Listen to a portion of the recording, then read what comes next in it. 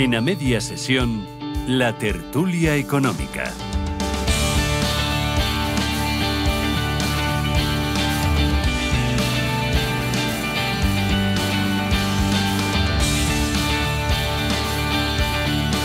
Tiempo de tertulia, media sesión en Radio Intereconomía con Antonio Rodríguez Furones, profesor asociado de Estrategia en IE Business School. Antonio, bienvenido, buenas tardes. Buenas tardes, amigos, ¿qué tal? Y con Luis Garbía, profesor de ICADE. Luis, un placer, buenas tardes. Placer absolutamente compartido, Rafa. Es monotemática la atención, las noticias en lo económico y casi que no en lo económico, las famosas tariffs que tanto le gustan a nuestro amigo Donald. Y yo te pregunto, por ahondar, por intentar desentrañar un poco al personaje, ¿son un medio o un fin? Porque ya lo primero que ha hecho es aplazar los más relevantes, los de México y Canadá. En mi opinión, sin lugar a dudas, es un medio. No olvidemos nunca que Trump es un hombre de negocios, como comentábamos también el otro día, plantea todo en su vida como si fuera una negociación y de hecho esto lo ha utilizado como una herramienta de negociación para otros fines que probablemente sea una agenda más oculta desde el punto de vista de conseguir unos intereses que a veces también hasta son los privados o de los grupos de interés que pueden condicionar su administración, pero bueno, para mí claramente es un medio y fruto de esto pues se ve como lo utiliza como medida de presión, como México ha reaccionado rápidamente, también Canadá, etcétera, y acorde con eso pues se irá ajustando acorde con un fin que ya se verá al finalizar todo lo que es el proceso de negociación. Luis. Sí, a ver, por un lado, Trump quiere un poquito de atención, igual que en nuestro país la quiere, por ejemplo, esta semana Yolanda Díaz. Quieren atención, yo creo que es una patología que cada vez vemos con más frecuencia, gente que se esfuerza más por el continente que por el contenido. Y luego, profundizando, lo mismo a Trump le sale el tiro por la culata. A mí me costaba ayer en clase explicar a mis alumnos que tenían que ver los aranceles a México con el fentanilo. Por la tarde lo expliqué, por la tarde lo entendí perfectamente. Claudia, no soy capaz de pronunciar su apellido, la presidenta de México al final ha mandado a 10.000 efectivos a la frontera para proteger lo de la migración y el narcotráfico y ha retrasado 30 días la gestión de los aranceles. En este sentido, 30 días al ritmo que vamos, pues es una eternidad. En 30 días, pues hemos visto en 2 semanas de mandato que lleva Trump, cómo han pasado multitud de cosas, y pensando en que el tiro le sale por la culata, por un lado con México tiene una situación determinada, con Canadá yo creo que se está aprovechando de la debilidad de Trudeau y está jugando al mismo juego que Elon Musk en su momento jugó con Alemania, está forzando un gobierno débil y está forzando que el gobierno se rompa, y por otro lado, lo de Canadá y México no importa frente al elefante que tiene Trump en la sala. Él hablaba en elecciones de tariffs no a México y Canadá, sino a China. México y Canadá en teoría estaba con NAFTA, funcionaba el acuerdo comercial, en cambio con China les ha puesto unos aranceles del 10% y China le ha dicho, vale, tú me pones del 10, yo te pongo del 15 a productos energéticos y a ver quién puede más. Pues igual precisamente todo esto que está teniendo lugar es que se ponga la atención pública, ¿verdad?, hacia qué es lo que está aconteciendo en México y Canadá y tenga una mayor tranquilidad para negociar con China por el otro lado. Nadie, por ejemplo, está hablando de Netanyahu, que está hoy es el primer... Sí se habla, pero eso es secundario. Pero mucho menos, no se habla de eso. Netanyahu, no pasa con las monedas digitales. Ucrania. Con la cartera que ha salido que tenía en bitcoins y demás, tanto Trump como gente de su administración, toda esa clase de cosas, pues a veces quedan en segundo plano, poniendo el foco en esta otra clase de cuestiones, en una negociación multilateral que él tiene en la cabeza. O si tenemos en cuenta, por ejemplo, el 51º estado canadiense, quitar por la fuerza el canal de Panamá, o conquistar Groenlandia, hay quien se pregunta si ese neoaislacionismo que en el fondo plantea, yéndose de sitios lejanos Trump, no querrá suponer también una cierta vuelta a la doctrina Monroe, pero con un Lebensraum americano, porque sabemos que al final él necesita o quiere o dice que necesita su país más espacio, el espacio vital. Sí, hombre, yo creo que en el caso de Groenlandia no creo que sea necesaria una actuación como el Maine, ¿no? Bueno, de hecho, si yo viviera en Nuuk, ahí en Groenlandia, estaría preocupado en caso que hubiera un acorazado Maine, que se lo miraran antes de recibirlo ahí en la capital de Groenlandia, ¿no? Pero no creo que sea necesaria una operación como la que nos organizaron ahí en Cuba. Basta simplemente con llegar a acuerdos, que yo creo que se llegarán, para explotación de lo que es las materias primas y establecer 3 o 4 bases para controlar lo que Tienen ya la de Thule, que es muy importante. Exacto, y yo creo que quieren ampliar, ¿verdad?, 2 o 3 más hacia el otro lado para tener cubierto todo lo que es el acceso al círculo polar ártico. Que además ya es transitable por el cambio climático. Sí, y ese juego de luces y sombras. Acabas de mencionar Cuba. Ojalá a todos se nos olvide que una de las últimas cosas que hizo Biden en su mandato fue sacar a Cuba de la lista de países terroristas. Ojalá Marco Rubio, que es imposible que se lo olvide, sería un movimiento coordinado. Ojalá no vuelvan para atrás, como ya hizo en su momento después de que Obama lo sacara, y poco a poco vayamos viendo el sentido común en estas negociaciones. Yo la parte de Groenlandia, están los inuits por ahí, al final yo creo que es algo que se ha dicho sin pensar mucho y una vez más con el objetivo de desviar la atención, Rafa. Bueno, Truman ya ofreció 100 millones Sí. justo después de la Segunda Guerra Mundial. O sea, quiero decir que esto, la verdad es que estratégicamente no es ninguna tontería, más allá de que suene como una boutade, un enfant terrible. Por otro lado, por seguir con Trump, pero cruzando el Atlántico, de momento, tanto von der Leyen como Šefčovič, el comisario de Comercio, han insistido en que la apuesta de la Unión Europea es negociar, y más teniendo en cuenta que somos la relación económico-comercial más importante del mundo. Han destacado todo eso. Hay 4 millones de personas cuyos empleos cruzados dependen de llevarse bien. En cualquier caso, tiene margen de presión reactiva, amenazante, como si lo tiene China, por ejemplo, la Unión Europea ante esa coerción arancelaria que anuncia Trump. Bueno, yo creo que no hay mucho, o sea, en esta negociación realmente el peso, el poder realmente lo tienen los Estados Unidos, no tanto en temas comerciales, que también, sino sobre todo desde el punto de vista de defensa. No debemos olvidar que Europa tiene una guerra en estos momentos, que Europa carece de una política de defensa común, que la tiene subcontratada lo que es la OTAN, que dentro de lo que es la OTAN hay países que son ajenos a la Unión Europea, como Turquía, que tiene un posicionamiento geoestratégico creciente en esa zona y cada vez más desalineado con los intereses europeos, y que en ese grado de dependencia que tenemos, pues yo creo que al final se cambiará, o quién sabe qué es lo que tiene en la mente en términos de negociación, se cambiará, no te pongo aranceles y aumentas de verdad el gasto militar, porque eso además pues supone compra a lo que son las empresas estadounidenses militares, etcétera. Ahí yo tengo la sensación de que esa negociación ya ha pasado, y pasó mucho antes de que Trump llegara. El informe de Draghi, una de las cosas en las que ponía el foco es en aumentar el gasto en defensa. Ursula von der Leyen, después de ganar en septiembre, ha copiado y pegado prácticamente el informe en las cartas de mandato a los comisarios, y luego la semana pasada Ursula von der Leyen, cuando presentó el proyecto, el plan de acción Compás, volvió a insistir en aumentar el gasto militar. Por lo tanto, en ese sentido yo creo que con Europa ya estamos haciéndole el juego a Trump desde antes de que Trump ganara las elecciones, y en ese sentido yo creo que esa Europa que antes estaba capitaneada por Alemania y Francia, ahora sin duda está mucho más dirigida por el sur, y en concreto la figura de Meloni. Yo tengo la sensación de que el cambio ya se ha producido. Alemania, con la guerra de Ucrania, perdió la Tercera Guerra Mundial, lo mismo, ni se han enterado. Francia la ha perdido con ellos y probablemente siga en esa inopia.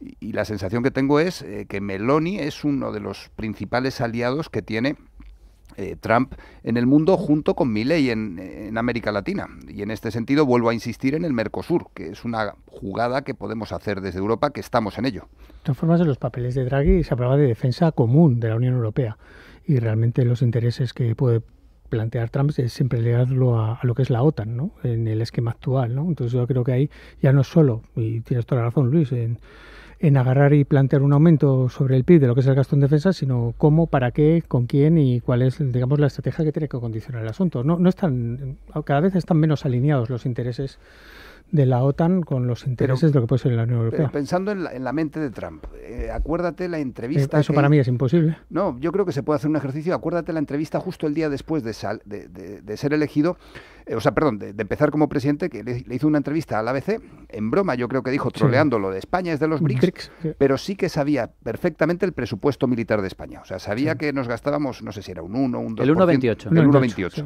Lo sabía perfectamente, y por un lado trolea en relación con que España, los BRICS los tiene presentísimos, pero sí sabe perfectamente el presupuesto militar que se está gastando Europa. O sea, en ese sentido yo creo que bajo del agua hay muchas cosas que evidentemente nos estamos perdiendo. Es muy curioso, habla incluso del 5% por subir la apuesta, pero el 5% no se lo gastan en Estados Unidos. No. El que más se acerca es Polonia, que es por otro lado bastante lógico porque tiene a Rusia ahí al ladito amenazando, pero... Y Grecia por el conflicto latente que tienen con Turquía. De hecho, era una de las palancas que siempre tiene Grecia para equilibrar lo que son sus cuentas públicas, ¿no?, el recortar en defensa, pero luego no olvidamos tampoco que Trump en la anterior administración, el movimiento que hizo pro Marruecos, ¿no?, que nos dejó descolocados en temas de Sáhara y en todo lo que es el frente sur, ¿no?, de lo que es la Unión Europea, que es un ámbito de preocupación geoestratégico nuestro. Y claro, que es muy curioso porque la OTAN siempre ha desatendido La OTAN, bueno, al final tiene un delegado, en este caso con esa elección, pero nunca ha tenido una presencia importante y por eso ha sido tan fácil para Rusia asumir el papel de la Francia rechazada ahora mismo en los países del Sahel,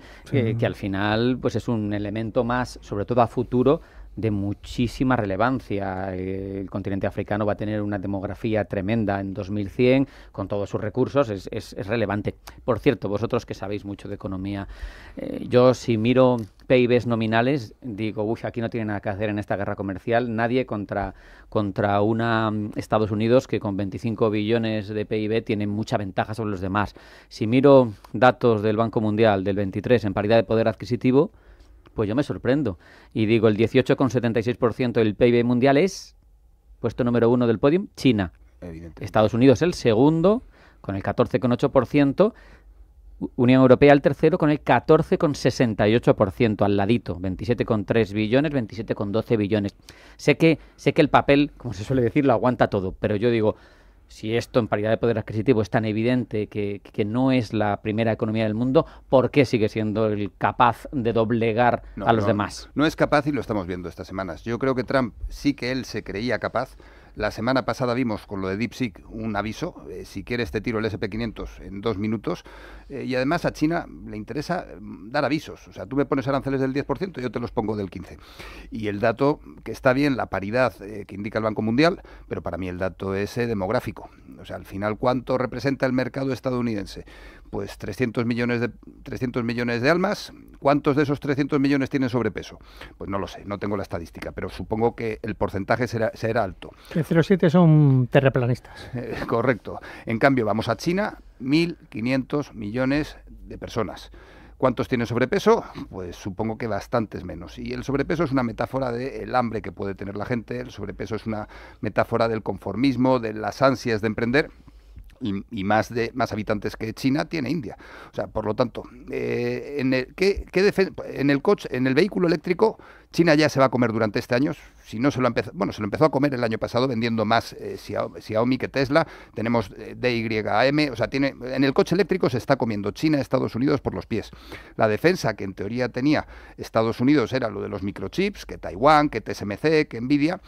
Y nos enseñaron, DeepSeek nos enseñó la semana pasada, a ver, que podéis tener chips muy pequeñitos para iPhone, pero ¿quién va a comprar un iPhone especialmente si no queremos comprarlos? O sea, al final con chips más grandes podemos hacer lo mismo, que al final sí que el bajar de 7 nanómetros en los chips tiene sentido para hacer iPhones muy pequeños, pero de cara a la carrera espacial, pues China se come a Estados Unidos, de cara al vehículo eléctrico, de cara a población, de cara a mercado, de cara a construir edificios. Yo creo que es una guerra sin sentido y me da la sensación de que Trump se está enterando en estas 2 semanas que lleva de gobierno hasta qué punto esa guerra entera la tiene perdida. Es cierto que contextualmente, Antonio, ser el hegemón va más allá de la cifra económica. Tiene otra serie de parámetros a considerar. El militar es uno, pero no es el único. O sea, culturalmente la presencia, la influencia de muchas décadas va a seguir pesando mucho tiempo, pero quizá hay algo más de capacidad de respuesta con estas cifras que decíamos, ¿no? Porque, perdona, también un apunte que quería hacer que se me había ido de la cabeza. Una de las bazas por las que Rusia ha resistido tanto las sanciones, aunque le hemos querido doblegar desde Europa con sanciones, es que no tuvimos en cuenta que en paridad de poder adquisitivo es la 4ª economía del mundo. Tal cual, sí, ¿no? Y ahí, para mantener ese hegemón, el soft power también, que comentaba Rafa, también es muy relevante.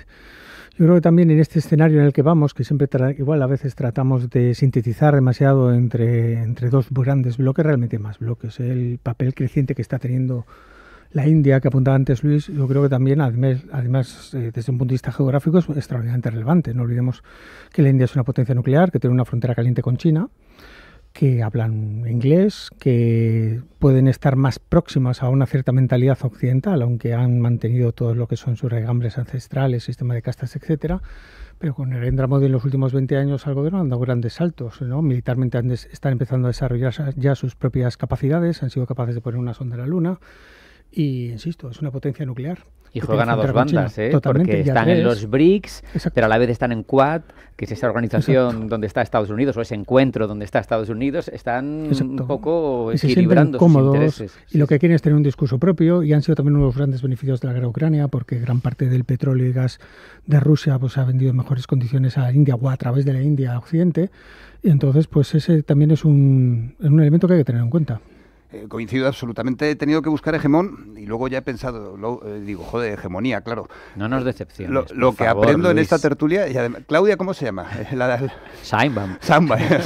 Por cierto, que quiero aprender yo. He leído hace unos días, que tú de esto sabes mucho y aquí te puedes lucir, que un premio Nobel de Economía, Eugene Fama, cree que las criptomonedas no tienen valor real, apunta que podría llegar a cero el Bitcoin, fíjate, y dice que, claro, él lo justifica porque dice que sin un emisor central, sin un flujo de efectivo que generen activos productivos detrás, pues que no tiene un soporte estructural para mantener su valor.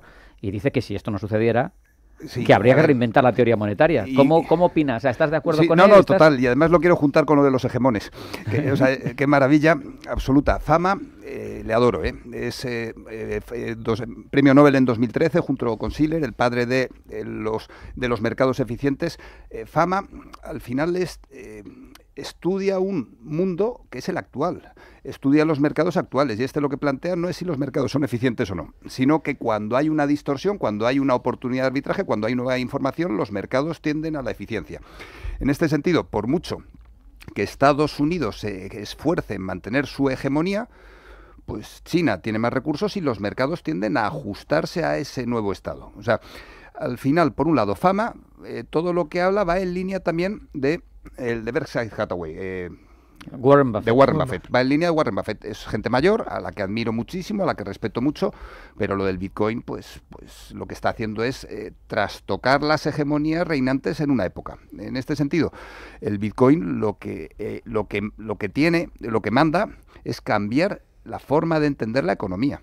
Esto China lo ha sabido leer perfectamente, y China lleva adoptando CBDCs, dinero digital del Banco Central, desde el 2020. En paralelo con que un señor estornudaba por Wuhan, han adoptado las CBDCs. En este sentido, Fama no entiende de qué va esto del Bitcoin, tampoco creo que se haya esforzado mucho en entenderlo, y lo que sí que dice es, como esto funcione, vamos a tener que cambiar todos los modelos. No me seas político, Dime, pregunta. ¿Va a valer cero de aquí a 10 años o no va a valer cero? Ni de broma. La pregunta que suelo hacer o sea, a la Fama gente se equivoca, por muy premio sin Nobel duda, que sea. Pero la pregunta no es tanto sobre el Bitcoin. ¿Vamos a seguir teniendo Internet de aquí a 10 años? Pues yo creo que sí, ¿no? En principio sí. Salvo que haya una bomba nuclear y nos empecemos a tirar todos con lanza, pues si nuestros oyentes creen que Internet va a seguir existiendo, el Bitcoin solo es una pequeña cosa más de esas que se han creado junto con Internet. El problema no es el Bitcoin. Pero en un mundo sin patrón oro, en un mundo en el que se quitan los bancos centrales, que sería el mundo de las criptomonedas... Pero tú, Rafa, que eres mayor, todo, te has ido a los 70. Hombre, bueno, pero es que de aquellos barros estos lodos. Yo ni había nacido. En un mundo en el que... Pues yo cuando lo quitaron tampoco, por cierto, pero casi. En un mundo en el que ese contrato fiduciario, que es ya lo único que tenemos con una moneda por un Estado, tampoco lo vamos a tener. Si no tenemos el patrón oro, no tenemos el contrato fiduciario, y lo único que tenemos es que mucha gente lo quiere y que solo hay 21 millones, no sé, a mí me parece muy pobre. Pero tú realmente, Rafa, te vas a buscar oro por los sitios. Si es confianza todo, perdona. Sí, pero ¿confianza en quién? Si no hay nadie en quien tenerla. En ti yo la tengo, Rafa. En el caso de la cripto no hay nadie. No, y ahí la respuesta que creo que tiene el mundo tradicional respecto a esto, apostando por la digitalización, son los CBDCs, es decir, monedas digitales como la que ha sacado el yuan digital. Lo que acaba de prohibir Trump en Estados Unidos. Pero en China ya se ha apostado por el yuan digital como respuesta a las criptos, y entonces en China están prohibidas las criptos. Trump se equivoca, Rafa, alguna vez. Y a lo mejor Xi Jinping también, yo no lo sé, solo lo planteo. Muchas gracias, Luis. Muchas gracias, Antonio. Un placer compartir. Un abrazo y hasta la próxima. Y ahora nos marchamos al boletín de la 1 de la tarde, el que nos trae Blanca del Tronco. No se vayan, sigue a media sesión en Radio Intereconomía.